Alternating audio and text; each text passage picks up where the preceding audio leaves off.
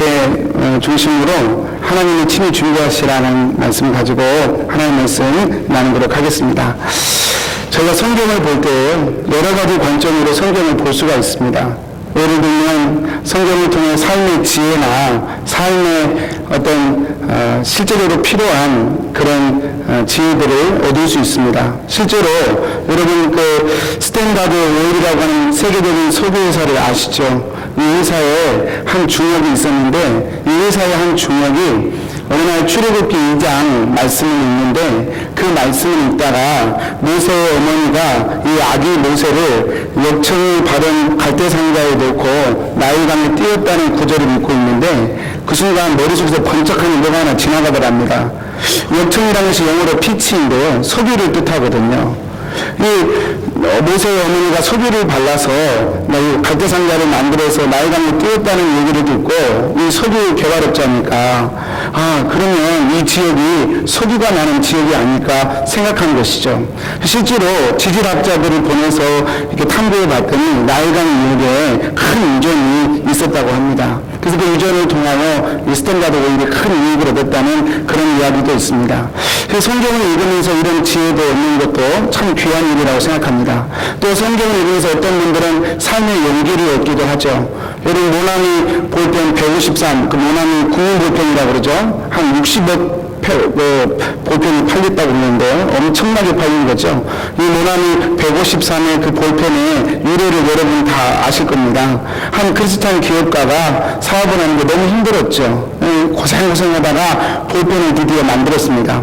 그 볼펜을 만들어 놓고 그 이름을 정하려고 하는데 어떻게 정할까 고민이 이 의견 저 의견 듣고 있는데 그 볼펜을 정하기 위해서 고민하는 와중에 갑자기 머릿속에 요한복음 21장 말씀이 떠오르더래요. 부활하신 예수님이 이 베드로에게 찾아가서 물고기 그물질하는 베드로에게 오른편에 그물을 던져라. 그렇게 말씀했을 때 베드로가 이해도 안 되고 그렇지만 말씀에 순종해서 그 오른편에 그물을 던지게 되죠. 그때 이 고기가 그물이 찔릴 정도로 잡혔다. 그때 그 소리를 세어보니까 백신 3마리였다. 이 말씀이 생각난 거예요. 그래서 이분이 그 말씀을 가지고 하나님 앞에 결단했다고 그래요. 지금까지 내가 비즈니스 할 때는 내 뜻대로 내 마음대로 비즈니스 했지만 이제 하나님이 저에게 한 번만 더 기회를 주시면 저 이제 주님의 뜻대로 비즈니스를 하겠습니다. 그런 마음의 결단과 각오로 이 볼펜 이름을 153, 모나미 153으로 정해서 이렇게 출시를 했다고 하죠. 여러분, 이런 저런 이야기들을 들으면 틀림없이 성경은 우리에게 삶의 방법들을 제시해 주시고 지혜를 주시는 책이라는 사실을 우리는 부인할 수 없습니다. 그럼 여러분 성경을 읽을 때 살아가는 방법, 또 살아내는 방법, 문제를 극복하는 방법, 이런 지혜들을 얻는 것은 분명히 지혜 있는 것이고 옳은 일이라고 할 수 있습니다. 그런데 여러분 제가 이렇게 서서를 길게 빼는 것은 그럼에도 불구하고 성경을 읽으면서 삶의 지혜들을 얻고 방법들을 찾아내는 그런 귀중한 은혜들이 있음에도 불구하고 그럼에도 불구하고 성경이 진짜 하고 싶은 이야기는 한 가지라는 것입니다. 창세기부터 요한계시록까지 성경이 하고 싶은 이야기는 오직 한 가지예요. 그 한 가지를 우리가 구속사다 그렇게 얘기합니다. 성경이 정말로 우리에게 하고 싶은 이야기는 사실은 이 구속사에 관한 이야기라는 것이죠. 하나님께서 죄인이 된 인간들을 어떻게 구원해 내시는가, 어떻게 의인이 되게 하시는가를 여러분 수천 년에 걸쳐서 계속해서 우리에게 설명해내고 말씀해 주시는 것이 바로 성경이 가지고 있는 주 메시지라는 것이죠. 오늘 본문 역시 그런 관점에서 아브라함이 그렇게 복을 받았고 실제로 삶의 이익들을 누렸지만 그럼에도 불구하고 본문이나 아브라함의 이야기를 보면서 우리는 하나님의 구속의 역사와 그 은혜들을 찾아낼 수 있어야 된다는 것이죠. 오늘도 그 말씀을 통해서 이 본문의 말씀을 통해서 그런 관점으로 제가 말씀을 좀 짧게 세 개로 나눠서 한번 정리해 드리고자 합니다. 첫 번째로 저희가 생각해 보고 싶은 것은요, 아브라함을 시험하시는 하나님의 모습입니다. 오늘 본문 1절 2절 말씀이에요. 우리 같이 한번 읽어보겠습니다. 시작. 그 후에 하나님이 아브라함을 시험하시려고 그를 부르시되 아브라함아 하시니 그가 이르되 내가 여기 있나이다. 여호와께서 이르시되 내 아들 내 사랑하는 독자 이삭을 데리고 모리아 땅으로 가서 내가 내게 일러준 한 산 거기서 그를 번제로 드리라. 오늘 본문은 굉장히 무겁게 시작을 합니다. 내 아들을 내가 지시한 모리아 산으로 가서 그를 번제로 드리라 이렇게 말씀하셔요. 이 상황에 대해서 1절 말씀은 하나님이 아브라함을 시험하시려고 하신다 그렇게 말씀하십니다. 여러분 여기서 말씀하는 시험이란 여러분 템테이션과 테스트가 있죠. 그러나 템테이션이 아니라 유혹이 아니라 어떤 것을 점검하려고 하는 그런 테스트 그런 시험이라고 저희가 볼 수 있습니다. 하나님께서 아브라함을 시험하시는 거예요. 아브라함의 믿음이 어느 정도인가를 시험하시려고 하시는 것입니다. 하나님께서 아브라함의 믿음을 이렇게 시험하시려고 하시는 거예요. 여러분 제가 지금 드리고 싶은 말씀의 큰 골자는 지금 하나님께서 아브라함 믿음을 시험하시려고 하시는데 그 아브라함의 믿음이라고 하는 것이 아브라함이 본인이 똑똑하고 잘해서 판단력이 좋아서 내가 판단해보니 하나님을 안 믿고는 안 되겠네. 하나님을 따라야 내 인생이 복을 받겠네. 그렇게 판단해서 아브라함이 키운 믿음이 아니라는 것이죠. 지난 기회도 그 지난 기회도 저희가 한번 살펴본 그런 부분입니다. 지금 하나님께서 아브라함의 믿음을 시험하신다는 그 아브라함의 믿음이란 다른 것이 아니라 하나님께서 아브라함에게 계속해서 주입시켜 주신 믿음, 하나님께서 아브라함에게 계속해서 하나님의 어떠하심을 계속해서 지속적이고 반복적으로 보여주심으로 말미암아 아브라함 안에 쌓여버린 하나님에 대한 신뢰, 지금 그것을 측정하려고 하시는 것입니다. 그래서 성경에서 말하는 믿음이란 한마디로 정리하면 내 속에 정리된 하나님에 대한 신뢰예요. 이게 성경이 말하는 믿음이에요. 여러분 마치 통장에 우리가 돈을 차곡차곡 넣어놨다가 5년이나 10년 후 이 통장에 돈이 얼마나 있지라고 이렇게 확인해 보는 것처럼 하나님께서 아브라함의 믿음을 체크하신다는 것은 아브라함 자체가 만들어낸 것이 아니라 하나님께서 아브라함에게 계속해서 저축하듯이 넣어주셨던 그 믿음, 그 믿음이 얼마나 아브라함 속에 살아있는가를 보시기 위해서 하나님께서 지금 아브라함의 믿음을 시험하고 계시다는 것이죠.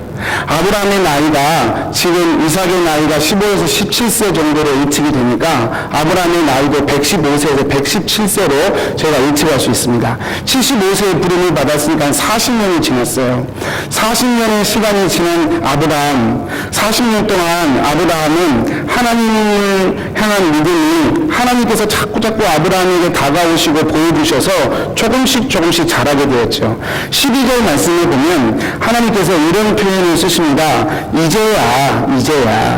이제야 내 아들 독자까지도 내게 아끼지 아니하였으니 내가 이제야 내가 하나님을 경외하는 줄을 아노라. 이제야라는 단어를 쓰십니다. 제가 오늘 본문에서 하나님의 마음을 제일 잘 들여다볼 수 있는 단어를 꼽으라고 한다면 저는 이제야라는 단어를 꼽을 것 같아요. 이제야. 아브라함아, 이제야 내가 너를 위하여 그렇게 약속한 복을 주는 그때가 되었구나. 이제야 내가 되었구나. 여러분, 이제야라는 단어를 이렇게 한번 생각해 보신다면 하나님께서 얼마나 아브라함의 믿음이 어느 수준에 올라오기를 기다리고 갈망했는가를 우리는 충분히 느낄 수 있습니다. 하나님께서 아브라함의 믿음이 그렇게 쌓여져 올라오기를 기다리고 계셨어요. 그리고 그 믿음을 지금 점검하고 계신다는 것입니다.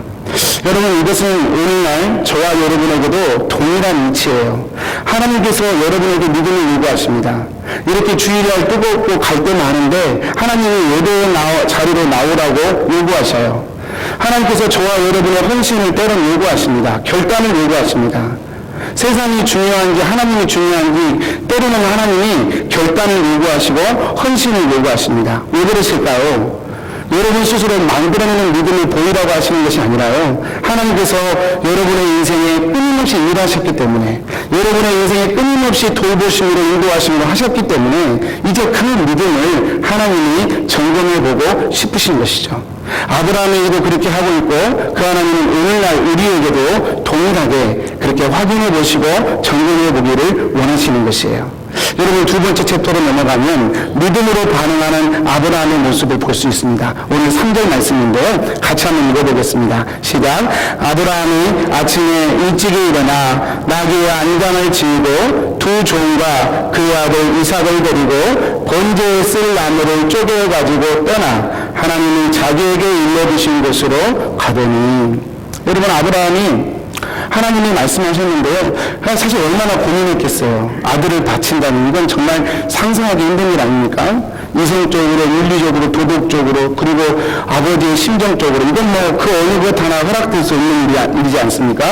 그런데 아브라함이 그렇게 고통스러웠지만 그 다음날 아침에 일찍 일어나서 바로 이삭을 데리고 모리아산으로 올라가더라 그 말이죠.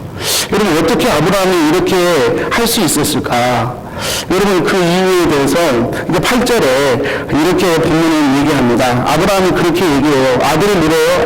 아버지, 이렇게 나무도 있고 불도 있는데 어린 양은 어디에 있습니까? 이렇게 물으니까 아브라함이 얘기해요. 내 아들아, 번개할 어린 양은 하나님이 자기를 위하여 친히 준비하시리라. 넘겨주세요. 다음 말씀으로.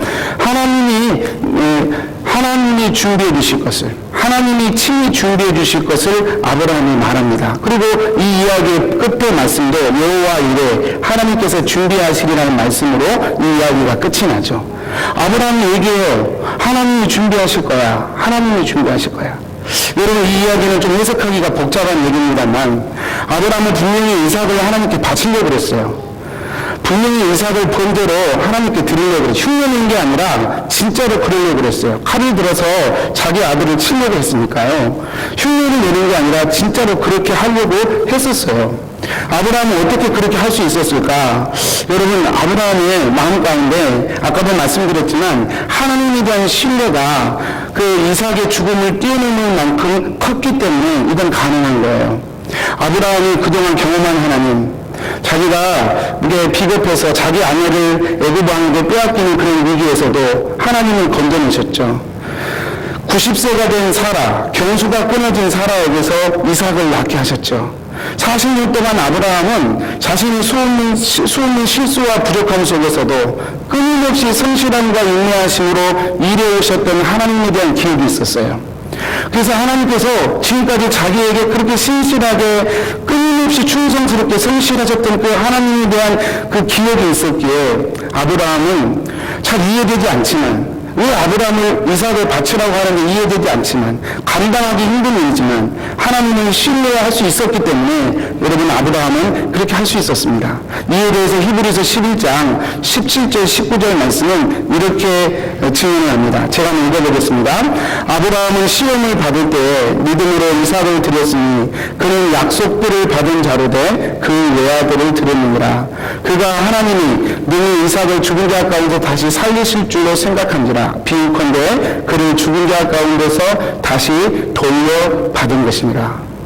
아브라함의 증인 가운데 이런 흔적들이 아주 많아요. 5절에 보면 우리가 너희에게로 돌아오리라. 산 위에 올라가는 것은 둘이고 내려올 때는 한 사람 내려올 건데 아브라함이 말하기를 우리가 너희에게로 돌아오리라. We will come back to you. we라는 단어를 쓴단 말이에요.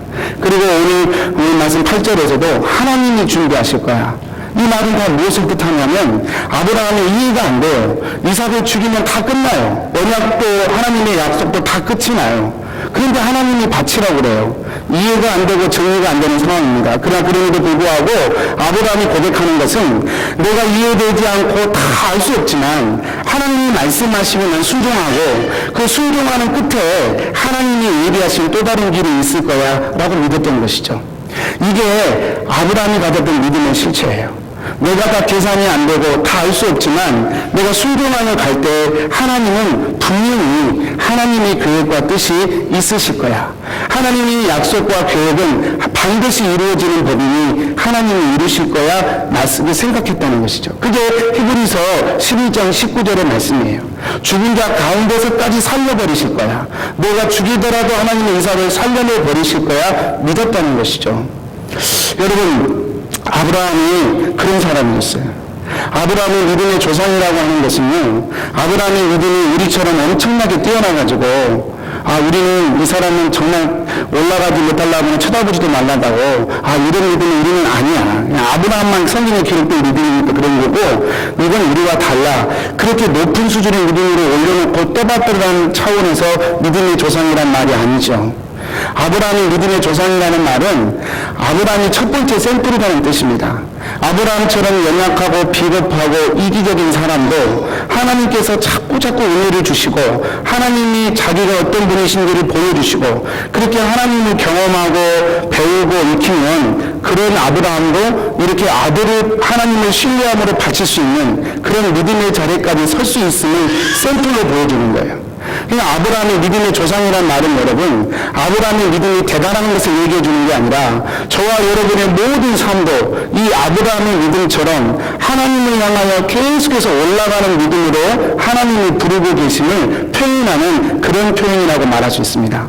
에베소서 2장 19절에 이와 같은 표현이 있죠. 그러므로 이제부터 너희는 외인도 아니요 나그네도 아니요 오직 성도들과 동일한 신이요 하나님의 권속이라. 여기서 성도는 당연히 구약 성경을 얘기하는 거니까 아브라함, 야곱, 이삭 이런 사람들이 다 얘기하는 거예요. 성경이 얘기하기를 너희는 그들과 다른 사람들이 아니다. 너희도 같은 하나님의 신인이고 권속이다. 이 말이 무슨 말이에요? 너희도 그렇게 아브라함의 믿음처럼 올라갈 것이다 라고 하는 것이죠. 여러분 이 시간 저와 여러분 이 자리에 다 앉아있는 것 바로 그 하나님의 인도하심의 과정 가운데서 빚어진 열매라고 하는 사실을 저와 여러분이 한번 생각해 보았으면 좋겠습니다. 내 믿음이 그렇게 대단하지 않아요. 지금은 내 믿음이 늘 연약해서 넘어져요. 그리고 분명히 며칠 전까지는 좋았는데 이게 또 며칠 지나보면 내 믿음이 땅에 떨어져 있어요. 그러나 여러분 그렇게 자꾸 넘어지고 깨지는 믿음이라고 할지라도 중요한 사실은 하나님이 저와 여러분의 인생 가운데서 끊임없는 성실과 열심으로 지금 일하고 계시다는 거예요. 아브라함의 믿음이 그렇게 세워가신 것처럼 저와 여러분의 믿음도 결국은 그렇게 세워져 가게 하신다는 것입니다. 여러분 아브라함이 가졌던 믿음의 실체가 우리에게 그런 샘플이 되는 것이죠. 세 번째로요, 여호와 이레의 참 뜻입니다. 여러분 우리가 여호와 이레란 말을 참 많이 쓰는데요, 이 말이 무슨 뜻일까? 13절 말씀입니다. 우리 같이 한번 읽어보겠습니다. 시작. 아브라함이 눈을 들어 살펴본즉 한 순양이 뒤에 있는데 뿔이 수풀에 걸려 있는지라. 아브라함이 가서 그 순양을 가져다가 아들을 대신하여 번제로 드렸더라. 여러분 여호와 이레의 참 뜻은 아브라함이 이삭을 바치려고 그랬어요. 정말로 믿음으로 하려고 그랬어요. 하나님을 그렇게 신뢰하니까 아브라함은 정말 해버리려고 그랬어요. 그런데요, 하나님이 그걸 원하시는 건 아니었어요. 하나님이 실제로 아들을 죽여서 인신 제사를 원하시는 것은 아니었어요. 하나님이 원하시는 것은 아브라함의 하나님을 향한 신뢰였지, 그걸 확인하고 싶었지 실제로 이삭을 죽이는 것은 하나님의 뜻이 아니었어요. 하나님께서 아브라함에게 아들을 그렇게 제사로 실제로 바치려고 할 때 멈추라고 하시고 하나님께서 한 양을 준비해 두셨죠. 그리고 그 양의 피를 흘려서 하나님 앞에 제사를 드리도록 하나님이 예비하셨어요. 여러분 이것이 바로 여호와 이레예요. 이것이 바로 여호와 이레예요. 여러분 조금만 더 설명을 해드릴게요. 여러분 자식을 잡아 바치라는 그 말씀 속에는 하나님의 마음이 들어있습니다. 그렇죠? 누군가를 위해서 자기 아들을 죽여야 되는 하나님의 마음, 그리고 자기를 죽일 줄 뻔히 알면서도 아버지가 자기를 죽이려고 하는 그 칼날에 충분히 반응할 수 있음에도 불구하고 순종하는 이 이삭 아들의 마음, 이런 아버지와 아들의 마음은 창조주 하나님의 마음이고 창조주 하나님의 아들 성자 하나님의 마음이기도 하죠. 아브라함은 그 마음을 경험합니다. 그 산이 바로 모리아 산이에요. 여러분 훗날 이 모리아 산은 아브라함이 이삭을 바치려고 했던 이 모리아 산은 이 솔로몬이 예루살렘 성전을 지을 때 그 터가 됩니다. 그래서 우리가 보통 성경에서 얘기할 때 시온산이라고 말하지 않습니까? 이 시온산이 바로 이 모리아 산이에요. 역대하 3장 1절에 이렇게 나와 있죠. 솔로몬이 예루살렘 모리아 산에 여호와의 전 건축하기를 시작하니. 그렇죠? 바로 이 아브라함이 이삭을 바치려고 했던 그 자리에 하나님께서 솔로몬 성전을 지으셔요. 여러분 성전이라고 하는 것의 가장 주된 기능이 무엇입니까? 희생제사입니다. 하나님 앞에 죄인된 인간이 하나님 앞에 희생제사를 드림으로 하나님과 화목해지는 것, 그게 바로 성전의 가장 주된 기능이에요. 그게 지금 모리아산에서 일어나고 있는 것이고 지금 솔로몬 성전에서 일어나고 있었던 일이었던 것이죠. 그런데 여러분 문제는 무엇이냐? 솔로몬 성전이든 아니면 구약의 어떤 성전이든 어떤 제사든 그것은 우리를 완전하게 해주는 제사가 되지 못했다는 거예요. 구약의 모든 제사와 희생일들은 결국은 사람이 한 것이고, 사람이 한 것으로 가지고는 우리 사람이 온전히 깨끗게 되지 못하는 것을 지금 하나님이 어쩌면 보여주고 계신 거예요. 히브리서 10장 3절에서 4절 말씀을 여러분 한번 보시기 바랍니다.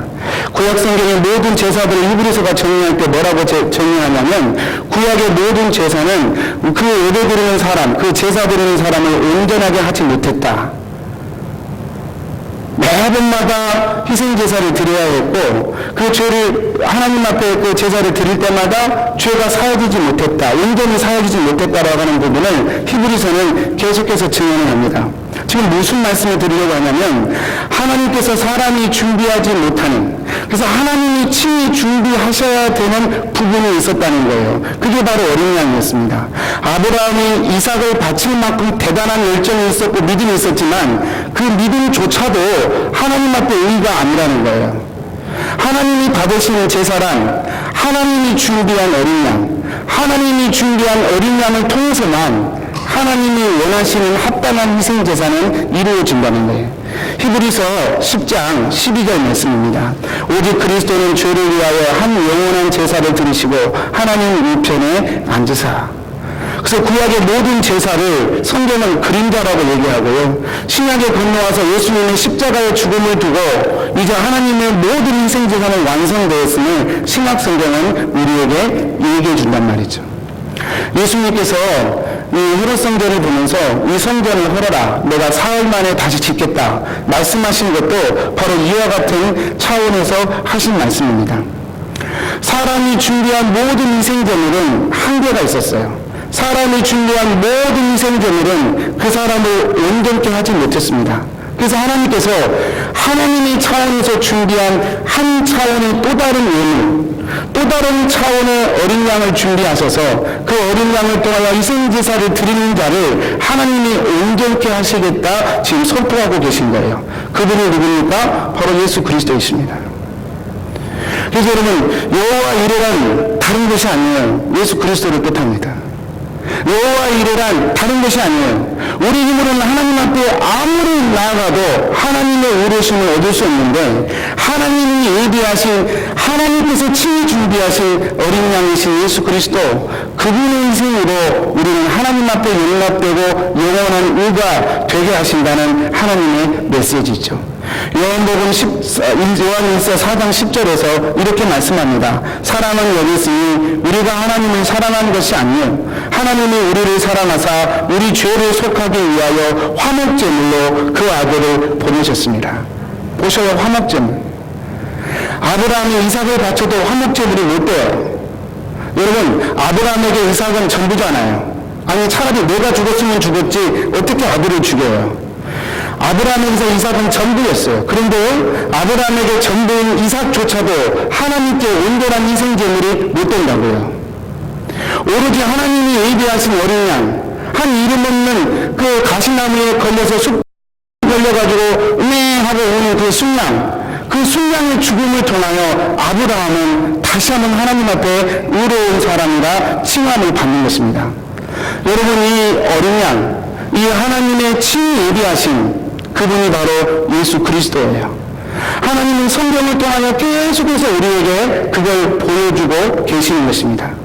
저와 여러분이 받은 복이, 저와 여러분이 받은 여호와 이레의 복이 바로 이거예요. 이보다 더 놀라운 사람은 사실 없어요. 근데 여러분, 제가 예배를 드릴 때마다 조금 마음이 무거운 건, 이 은혜를 크게 입었으면서도 우리 속에 그 간격이 차츰차츰 사라진다는 거예요. 우리 속에 그 엄청난 사랑을 받았으면서도 어쩌면 사랑을 전혀 못 받는 사람처럼 예배하고 모이고 흩어진다는 거예요. 그것이 우리의 고통이고 우리의 아이러니이고 우리의 모순이죠. 여러분, 그러나 성경은 우리에게 반복적으로 얘기합니다. 여호와 이레, 하나님이 친히 예비하시리라. 그 예비하신 은혜의 실체가 예수 그리스도이시고 그 은혜가 이미 우리 안에 임하였음을 성경은 우리에게 얘기하는 것이죠. 그래서 저와 여러분을 복받은 자다, 그래서 저와 여러분을 하나님 앞에 존귀한 자라 성경이 우리에게 얘기하는 것입니다. 사랑 여러분, 말씀을 정리합니다. 여러분, 이 은혜를 받은 사람은 이제 세상 가운데 용기와 소망을 가지고 나아갈 수 있게 됩니다. 자기를 위하여 나를 위하여 이토록 예비하신 하나님의 어린 양이 나에게 있음을 믿는 사람은 세상이 주는 근심과 염려가 한 바가지로 몰려온다 할지라도 그 사람은 그 염려와 근심 속으로 당당하게 달려갈 수 있는 용기를 얻게 됩니다. 왜냐하면 그 사람이 나와 함께 있음이 믿어지기 때문에 그렇죠.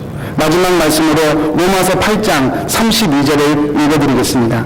자기 아들을 아끼지 아니하고 우리 모든 사람을 위하여 내어주시니가 어찌 그 아들과 함께 모든 것을 은사로 주지 아니하시겠느냐. 아들까지 내어주신 그 사람이 있는데 그 사람을 너희들이 믿고 의지하면 내가 왜 내 인생의 나머지 것들도 내가 붙들어주지 못하겠느냐. 이것이 하나님의 마음인 것이죠. 근데 저와 여러분의 문제는 자꾸 거꾸로 가려고 하는 것이죠. 하나님이 예비하신 그 어린 양에는 관심이 없고 자꾸 내 인생에 떨어질 떡고물만 바라보니 하나님의 마음이 얼마나 답답하시겠습니까? 우리의 믿음이 자란다는 것은 그 하나님의 마음을 보는 것입니다. 이 아들을 내어주심을 믿는 사람에게 하나님께서는 세상을 이길 힘과 능력도 함께 주시겠다 약속하는 것이죠. 사랑 여러분, 말씀을 정리합니다. 오늘 예배 가운데 나오는 저와 여러분이 이 하나님의 사랑에 다시 한번 들어가기를 축복합니다. 그 사랑 가운데서 그 사랑이 내게 있으니 내게 주어진 세상의 염려와 근심과 일 가운데도 더 당당함으로 달려갈 수 있는 그 은혜와 축복이 저와 여러분의 것이 되기를 주님의 이름으로 축원합니다. 우리 기도하겠습니다.